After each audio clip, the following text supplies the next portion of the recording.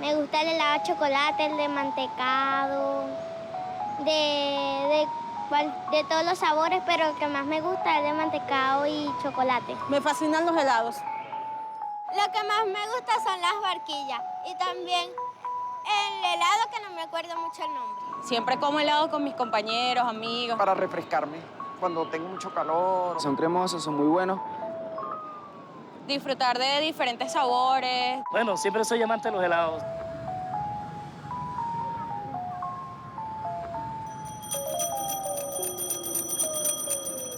Los heladeros, el que lleva el carrito. No sé de dónde son. De África. Hay muchos de ellos que no hablan español. Los heladeros son negros. Hablan en un idioma raro. He observado que la mayoría son haitianos. Son haitianos. Haitianos. Haitianos. La mayoría de los que conducen carritos aquí son puros haitianos. Siempre son haitianos, sí. Esa gente emigró de allá porque no tenía, para subsistir. Vienen para acá a buscar otro modo de vida. Que es la situación del país donde están, que hay mucha pobreza. Pero hace tiempo, eso hace mucho tiempo que están aquí esos haitianos. Han sido el instrumento, ¿entiendes?, para los grandes comerciantes, pues, de utilizar este tipo de personas. No sé si es que no les pagan muy poco. La fuente de trabajo que ellos más rápido consiguen, sea más fácil para ellos.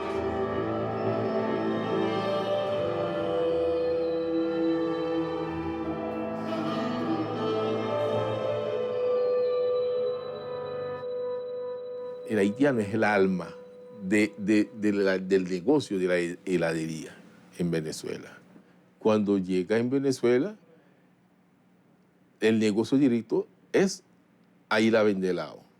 Porque es una cosa por lo menos grande. Cuando tú llegas a un país por primera vez, al llegar en la mañana y el día siguiente te da 1.000 bolívares de crédito para ir a vender. Tienes que tener una confianza muy grande, ¿no? Para que te da 1.000 bolívares sin conocer a una persona para ir a vender en la calle. Pero el haitiano va y vende y regresa y trae el dinero al distribuidor. Sabemos que por lo menos en varias oportunidades los distribuidores salen con la tabla en la cabeza. Consiguen los carritos botados por ahí y se fueron con los reales. Pero el haitiano nunca se va con el real. El haitiano se regresa con el dinero. Es por eso que el haitiano viene siendo una persona muy confiable, el alma del negocio. El pueblo haitiano es un pueblo, te digo, noble, un pueblo tranquilo, porque es la población que se comporta mejor en ese país. Tú nunca escuchas que un haitiano lo consiguieron con cuántos kilos de tráfico de droga. Tú nunca escuchas que los haitianos están en violación, los haitianos matan a venezolanos. No, eso no se escucha. Yo nací en Puerto Príncipe, en la capital.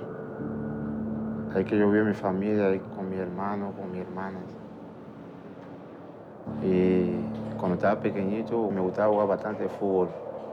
Ese era el juego favorito mío, con los amigos míos, en la escuela. Yo jugaba fútbol bastante. La situación en Haití es muy difícil. Tú sabes que la mayoría de la gente que vive en Haití son pobres. La mayoría, como 90 hasta 95%, son pobres. Nosotros éramos pobres. La familia de nosotros, la única persona que trabaja era mi papá, que trabaja en una empresa como una empresa de fábrica así de zapatos. Mi mamá tenía que estar pendiente de nosotros en la casa, que cocinaba, hacía todo de la casa. Éramos 4 hermanos y 2 varones y 2 hembras. Lo que ganaba mi papá no alcanzaba para poder sobrevivir, pero con ese sueldo uno sobrevivía poco a poco. Esa situación de pobreza se verifica, la podemos palpar, es tangible en el caso de Haití, que de modo semejante Etiopía llega a tener $100 per cápita anuales. La expectativa de vida de un hombre en Haití es de 48 años, mientras la expectativa de vida de un suizo es de cerca de 80 o 90 años. Podemos ver entonces una situación desigual, espantosa. Allá cada quien quiere salir y a poder trabajar y a salir de esa pobreza que la mayoría de los haitianos son pobres. Y Haití ha entrado en una verdadera espiral de pobreza, de miseria, que ha terminado con una población haitiana desesperada, dispuesta a cualquier cosa para sobrevivir. Y como han señalado, se ha visto en varios documentales, gente pobre, miserablemente pobre en Haití, comiendo tortillas de barro simplemente para llenar el estómago. Yo nací en Puerto Príncipe, en el Hospital General de la capital, y mi infancia fue, para mí lo considero bueno, ¿sabes? Porque yo lo pude disfrutar, ¿sabes? Volando papagayo, jugando metra, haciendo cualquier actividad, ¿entiendes? Con los amigos que yo tenía allá, me acuerdo muy bien. Me gustó mi infancia allá en lo que tuve, pero fue bastante difícil sin mis padres porque se vinieron para Venezuela a muy temprana edad. Por ejemplo, mi papá al año que yo nací se vino para acá. Y mi mamá también a los 4 años se vino también para acá en busca de mi padre y me dejó allá con mi abuela. Fuimos muy humildes, la familia, una familia humilde, pero con la ayuda del extranjero. Pues pude ir a la escuela ahí en mi país porque mi mamá trabajaba bastante duro aquí y mi papá también. Y me pagaban un colegio. Llegó el momento que le preguntaba a mi abuela, yo quiero conocer a mi mamá, quiero conocer a mi papá. Y ellos también, yo hablaba con ellos allá a través de cassette. Ellos grababan la cinta aquí, nos lo mandaban allá y nosotros grabamos la cinta allá y lo mandábamos aquí. Entonces le decía que los quería conocer, que por favor que me mandaran a buscar para yo conocerlo por lo menos. Yo me vine a los 16 para 17 años. Como me cuenta mi mamá, tenía un amigo aquí que trabajaba en la inmigración. Habló con él que sacaba pasaporte así falso, pues, se puede decir. Y el tipo le prometió a mi mamá que con la suma de dinero bien le podía traer a su hijo para acá, me dijo mi mamá. Entonces mi mamá rápidamente reunió lo que pudo y mi papá también y se lo dieron al tipo y el tipo con su contacto llegó otro en Haití y me dijo, mira, dentro de una semana usted se va para Venezuela. Yo por fin voy a conocer a mis padres y bueno, fue bastante emocional porque era 16 años sin conocer a tus padres y cuando finalmente, o sea, la imagen que yo tenía de mi mamá era muy poco, ya que tenía como 4 años cuando se vino, de mi papá nada más en fotos, los veía en fotos cuando mandaban las fotos. Cuando llegué, yo los vi en la casa. Imagínate, yo me sentía un poquito extraño porque la persona que yo decía mamá, ya no estaba, tenía que decirle a otra persona mamá. Y papá, era extraño decirle a una persona papá si yo no tenía eso, ¿entiendes? El primer día.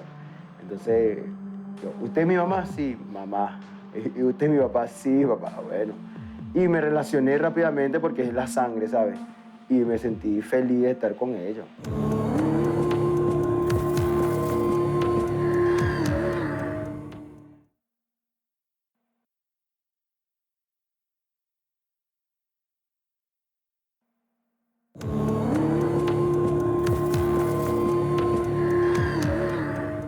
La migración es tan antigua como la sociedad humana.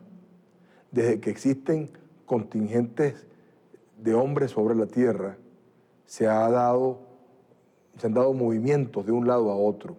De hecho, la expresión migración viene del latín migrare, de la voz migrare, que significa moverse. Cuando yo era niño, mi mente siempre era viajar,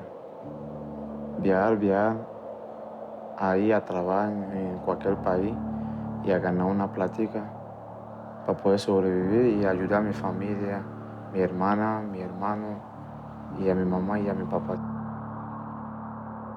Cuando tenía 22 años, tomé la decisión y salí de la casa sin decir a nadie. Se me agarró un bolso y me fui para el puerto, donde está muchos barcos ahí que vienen a cargar hacia otros países. Y yo me metí en el barco sin saber dónde iba el barco. Y subí como un trabajador del barco y me metí adentro del barco y me escondí en el barco. Yo no sabía dónde iba. Yo lo que quería salir para ir en cualquier país, para ver qué es lo que puede uno trabajar y a ganar algo para poder sobrevivir. La situación de Haití entonces es una situación trágica, terrible, desastrosa, y eso explica el deseo de tantos haitianos de huir al precio que sea de esa situación terrible para cualquier país que les ofrezca unas condiciones de vida un poco mejor. Porque en la vida hay que luchar, para poder uno luchando por ayudar a su familia. Luchar uno gana ayuda y Dios lo ayuda también. Ese fenómeno migratorio se ha acentuado en los últimos tiempos, en las épocas contemporáneas, y ha concitado la atención de academias, de organismos internacionales. Particularmente, la Organización Internacional del Trabajo planteó la conveniencia de examinar el fenómeno como el fenómeno más importante en el mundo contemporáneo, porque se observa ya no como un problema muy local, sino como un problema general planetario. Después de 3 días que yo estaba escondida ahí, y ya yo no tenía nada de comer, tenía hambre, tenía que salir. Salí porque si yo me quedaba allá abajo me fuera a estar muerto. Y salí y subí en la cabina donde está el capitán. Y ellos me vio a mí, se quedó sorprendido a mí. Pero yo no sabía que había otra haitiano más que estaba escondida en el barco. Y yo a salir y después que yo vi que había otros 7 personas y nos unimos, éramos como 8. De esos 7.000 millones de personas que viven sobre la Tierra, 200 millones de personas no viven en el país donde nacieron. Y el capitán tenía miedo y no sabía cómo hacer como nosotros. Soldó 4 barriles de petróleo así y puso madera al encima del barril como una plataforma así y lo lanzó y lo puso eso en la mar. Cuando se fue, nosotros duramos casi 3 días también. Vamos un domingo y el miércoles que nos consiguieron los pescadores ahí acostaditos encima de la plataforma. Estábamos deshidratados, casi nos morimos ahí porque ya estábamos acostados, no sabíamos cómo hacer. Al encima, así acostaditos al encima de la plataforma. Ya ellos, como estaban pescando, nos vieron a nosotros y nos agarraron nosotros hacia afuera de la mar. Nosotros no sabemos que estamos en Venezuela, nos mandaron al hospital, después duramos en el hospital recuperando todo. Y después del hospital y venimos para Caracas aquí, vi a algunos amigos, empezó hablando con ellos, me dijeron a mí, no, tú puedes vender helado, que aquí tú ganas por porcentaje. Cuando tú vendes más ganas por porcentaje. Y de ahí que yo pienso ir a trabajar con ellos. Eso ocurrió cuando hace 8 años cuando llegamos aquí en Venezuela.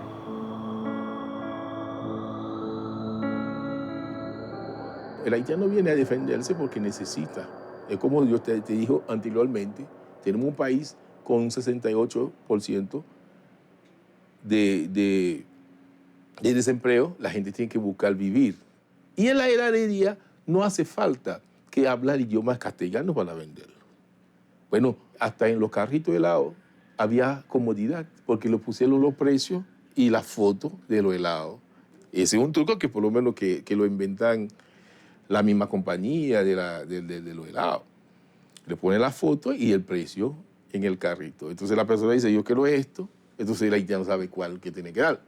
No hace falta que hable español. Lo que tiene que saber nada más es contar. para dar el vuelto.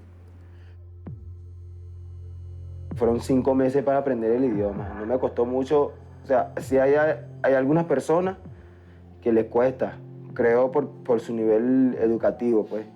Entonces, como yo estudié y aprendí el idioma también allá en mi país, dan curso de castellano y clases, entonces, bueno, no se me hizo muy difícil.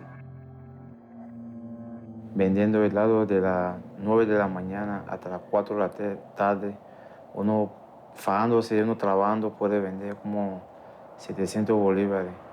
Y el porcentaje de eso nos toca como 60 o 50 bolívares al día. El hielo toda la vida lo hemos pagado nosotros. Todo. Inclusive que yo a veces he hablado con los patrones y digo, pero ¿por qué uno tiene que pagar el hielo si es una herramienta de trabajo? El trato de los distribuidores hacia nosotros lo considero mal. Nada más por el pago ya me está tratando mal.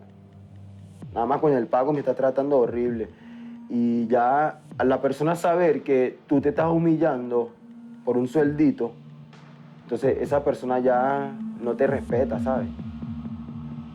Entonces ahora nos están vendiendo estas panelas que no son hielos normal, ni es hielo seco. Nos las están vendiendo ahora, las 12 panelas a 18 diario. ¿Qué nos viene quedando a nosotros si la ganancia queda aquí, en este hielo? Es difícil, hay que trabajar duro para guardar esa plata, para poder comer, para poder pagar donde uno vive y para poder guardar poquitico plata, para poder mandar eso a la familia. No es fácil, hay que trabajar duro, hay que luchar bastante para poder ganar esa plata todos los días, en el sol, en la lluvia.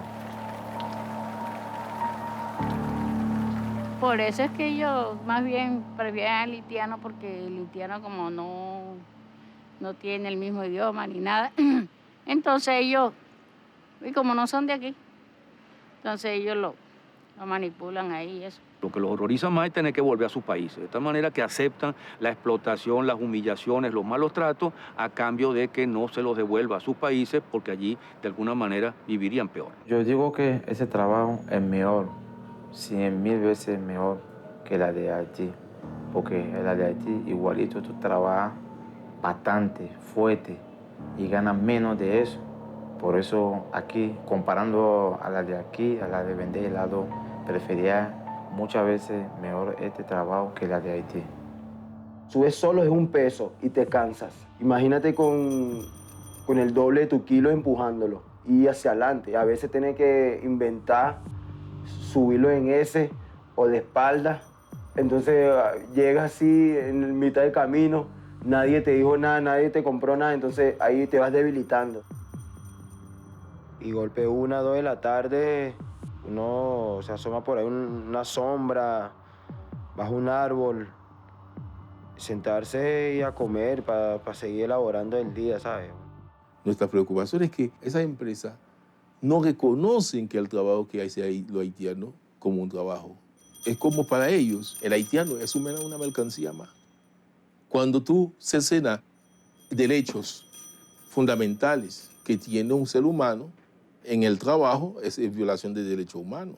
Ese tipo de trabajo es un trabajo de esclavitud, de una forma más de esclavitud. Ese problema que tiene que ver con la esclavitud moderna es un problema verdaderamente contundente, de una importancia enorme, pero una importancia más bien clandestina. La esclavitud no existe oficialmente, fue abolida a lo largo del siglo XIX, en algunos países un poco más tarde, pero oficialmente no existe. De tal manera que no es fácil obtener estadísticas sobre eso. Sin embargo, en años recientes, en 1994, 96, las Naciones Unidas publicó un informe en el cual decía que actualmente había 200 millones de esclavos en este planeta.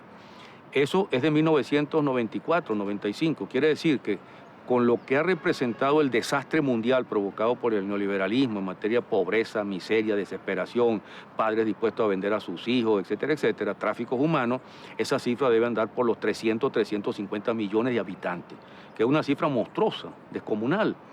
porque 300 millones de esclavos no ha habido nunca en la historia de la humanidad. O sea, podríamos decir que hoy hay más esclavos en este planeta que lo que hubo en la época de florecimiento de la esclavitud.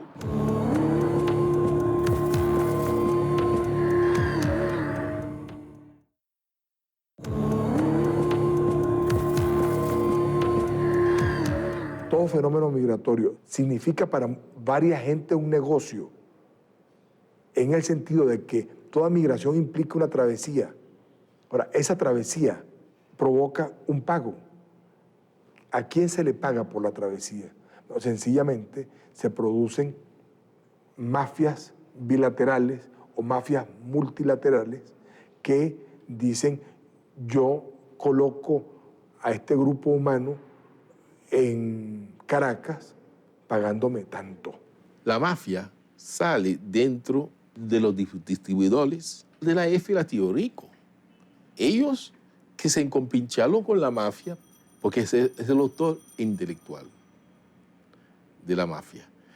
Entonces, acompañando con otro ciudadano haitiano que se va a convencer más gente, porque ¿qué quiere el distribuidor? Quiere más gente para vender, para explotar. Si tenía 50 ciudadanos trabajando con ellos, ellos tienen 150, mejor, mayor ganancia. Entonces, ¿dónde que podemos conseguir esa gente? En Haití. Hay una cadena, es una cadena. La cadena que de allá te lo ofrecen.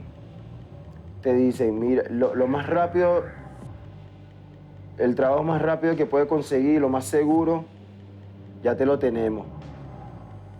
Va a vender helado, o sea, estando allá en Haití te informan, antes de llegar aquí, te informan lo que tú vas a hacer. Hace como 8 meses me dijo una anécdota. Una señora haitiana que llegue en Venezuela el día sábado, el día lunes, la señora dice: yo voy a trabajar. Y lo tuve en la casa y pregunta: ¿cómo? Dijo que no, voy a trabajar. Ella agarra el metro en Calapita y el metro lo dejó en Plaza Venezuela. En Plaza Venezuela se hace transferencia hacia La Bandera. De La Bandera se camina 2, 3 cuadras que hay un depósito de helado. Ella dijo que venía a trabajar, le dieron su caribe de helado, ella salió en la calle, la vende 2 días que tenía en Venezuela. ¿Por qué? Porque la persona que lo trae, que fue a buscarlo en Haití, le dio toda la lección. Después que él te consigue la chamba, el trabajo, tienes que pagarlo, una renta, para poder ser libre, como trabajar por tu cuenta ahora por ti. Porque él te traje, te consigue el trabajo, entonces tienes que pagar eso. Hay un endeudamiento que se queda con esa persona. Es una esclavitud perpetua. ¿Por qué? Porque el mafioso le dijo: bueno, tú vas a venir para acá y cuando tú llegues en Venezuela, venga, yo te voy a llevar, pero cuando tú llegues en Venezuela tú me vas a pagar tanto. Bueno, estamos hablando de 4.000, hay unos $5.000 que lo hacen pagar para que ellos lo traen para Venezuela. Entonces, cuando ellos llegan aquí, bueno, yo te pongo a trabajar para que tú me devuelvas mi dinero. Hay una esclavitud perpetua ahí. El esclavismo, el feudalismo, no son asuntos del pasado. Hoy se reproducen en pleno siglo XXI. Vale la pena comparar la esclavitud actual con la esclavitud, digamos, clásica, no de la antigüedad, sino la esclavitud de la modernidad del siglo XVI, XVII, XVIII. En esa esclavitud, los esclavos eran costosos y después de la prohibición de la trata se volvieron más costosos, había que cuidar. Si uno compara eso con la esclavitud actual, se encuentra con que esta esclavitud resulta muchísimo más ventajosa. Primero, no tiene nombre, no se la reconoce en ninguna parte, no hay manera de mostrar que es esclavitud. En segundo lugar, ocurre que los esclavos son prácticamente gratuitos. Son prácticamente gratuitos porque en un mundo desolado completamente por la explotación, en los países pobres, que son la mayoría de este planeta, hay una abundancia de oferta de candidatos y candidatas dispuestos a trabajar por lo que sea para salir de sus propios países, porque allí se están muriendo de hambre y no tienen ninguna esperanza. Entonces, hay una oferta de esclavos que es inmensa y frente a esa oferta de esclavos, la demanda nunca es comparable a esa. Esos esclavos salen prácticamente gratuitos, como pasa en cualquier mercado donde la oferta rebasa completamente la demanda. Ese delito no tiene otro nombre, es tráfico de personas. violación de derechos humanos. La F, la Tío Rico, no puede decir que no tiene que ver en ese problema. Porque ellos nunca quieren reconocer que es un trabajo que están haciendo los haitianos. Porque si la legislación venezolana, si son empresas legales en el país y la legislación venezolana no acepta ese tipo de tratos, entonces ellos no pueden aparecer. Ellos están escondiendo atrás del distribuidor. Porque la emblema que están puestos en los carritos, ¿de quién son? Del distribuidor no es. Es de la F y la Tío Rico. Incluso en la franela y en la ropa que da a los muchachos para vender helado. Está perfectamente plasmado. Dice Tío Rico o la F. El Ministerio del Trabajo debería adelantar, comenzar, seguir la pista de esta situación que es, desde todo punto de vista, irregular. Yo conozco gente que tiene 20 años vendiendo helado. ¿Y qué tienen? Nada tienen. En Haití quedan mi papá, mi hermana, mi hermano. Ellos ahora viven mejor, porque ahorita lo que yo consigue, yo mando para allá. A Haití no he ido. Yo pienso ir, pero la familia más cercana la tengo aquí, como mi papá y mi mamá. Pero la otra familia que tengo sí, espero algún día verlo y muy pronto, ojalá. Haití tiene que despertar una solidaridad real del mundo entero, porque hay una situación de precariedad de la vida que tiene necesariamente que ser encarada y resuelta.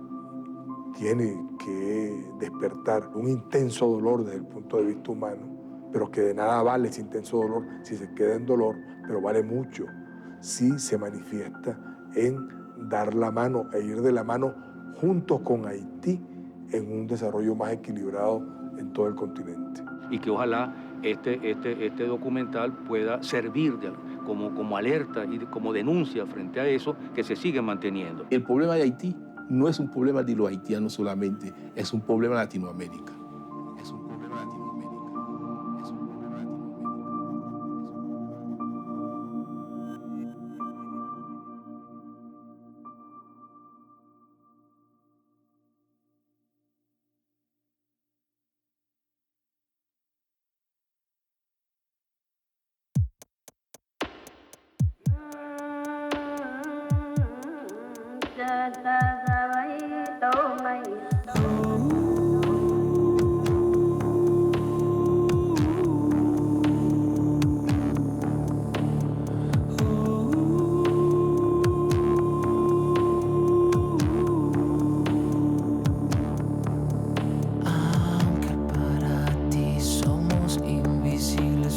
Sangre siempre ha sido tu combustible, vida escondida, muerte, tortura, nuestro grito valiente es nuestra conjura.